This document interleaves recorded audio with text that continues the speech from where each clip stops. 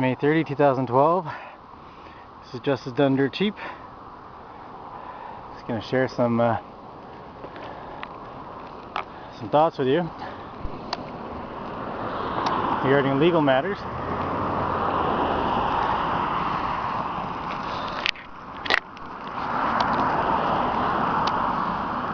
I encourage people to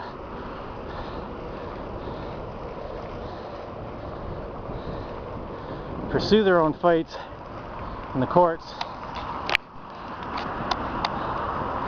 because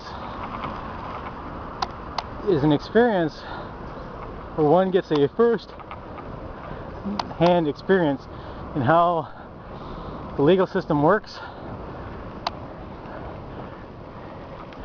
and the experience should shed some illusions that people have of how they think the court system works, how the law works. Most people don't think much about the law of the land, or in Canada, and there's these layers of statutes and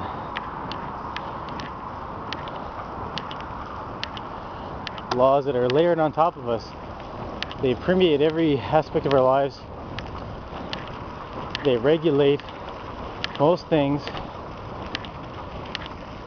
Yeah, people don't think much about it. They just accept it as if it's some God-given experience. When in fact, these experiences are regulated by people who make mistakes. Coming on your left. Thank you. You're welcome.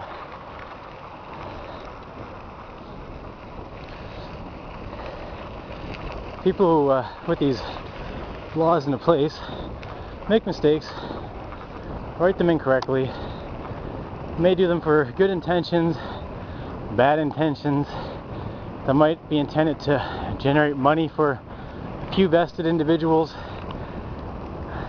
And you don't really know until you take a good look at the statutes, acts, bylaws, whatever the legal device is that you want to challenge. And there's many, I'd say most bylaws, for the most part, are actually illegal. They're not constitutional. And it takes someone to actually look into it and say, hey, wait a sec, I don't think that bylaw is correct because it violates my charter rights. And any bylaw, statute, act, any law in Canada which violates your charter protected rights is ultra vires, which means it is unlawful, has no force and effect, and so far as it is in conflict with your charter protected rights. So if more people actually took a look at these things and challenged them, we could start deconstructing this unconstitutional layer of laws that surround us, be they city bylaws, provincial statutes or acts, and even federal statutes and acts cannot withstand a charter challenge that illustrates that law is in conflict with our charter protected rights. The Charter of Rights and Freedoms is the highest law in Canada. It has a very special place in the Canadian legal landscape. It is a very powerful tool, but it is a tool that needs to be exercised and used for it to have any effect. No one is going to or it's unlikely anyone's going to stand up for your rights. You have to stand up for your own rights. And when you start realizing how the legal system works, and you start realizing how powerful we actually are as individuals in the Canadian legal landscape, and if we choose to, we can experience maximum freedoms, maximum choice. I want to have maximum freedom, the minimum amount of intrusion into my life by a municipality, by a provincial government, by the federal government. I'd like to have the most choices available to choose from. Have maximum freedom. Freedom is all about the ability to choose, to decide one's own destiny. And right now we're in this interesting time where the internet has made it easier to get a legal education insofar as how the legal system works and how to challenge these bylaws so that we experience maximum freedoms. It's up to us to actually use that information, to put it into use, into force, so that we can gain the benefit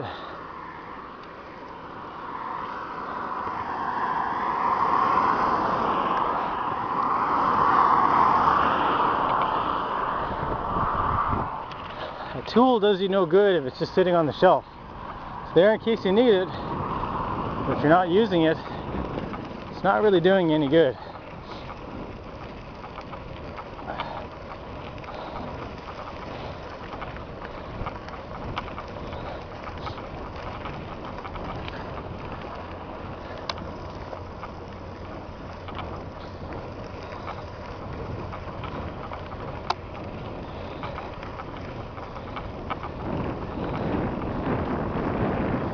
Now, just on the point of legal matters, once you understand how the system works, it's really straightforward to defend yourself in court, to file actions, to file documents and get results.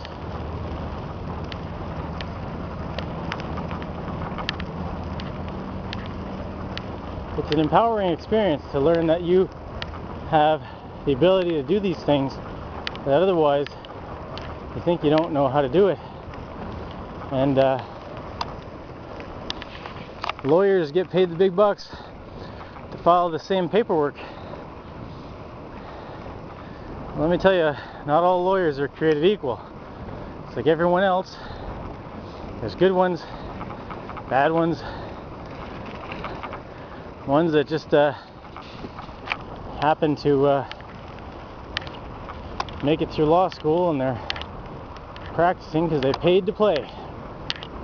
It's interesting that people don't realize that giving legal advice is like a copyright thing, or only people who've gone to law school can give legal advice, and that's fiercely protected by the in New Brunswick here, the Law Society of New Brunswick. They'll sue anyone who's giving legal advice, which is basically cutting in on their business. That's what they sell. Lawyers sell information. They sell the ability to file paperwork, things of that nature. And all the power to them to do that, but it should not be, at least in my opinion, I don't believe it should be a like a banana republic where it's a monopoly on law. In New Brunswick, where only law society members are allowed to practice law. They're the only ones that are allowed to, for the most part, represent someone in court. I'd like to see that changed. would like to see that more people get a self-represented legal education and help others. So just want to share that thought. Thanks for listening. It's Justice Done Dirt Cheap, May 30, 2012, Fredericton, New Brunswick, Canada.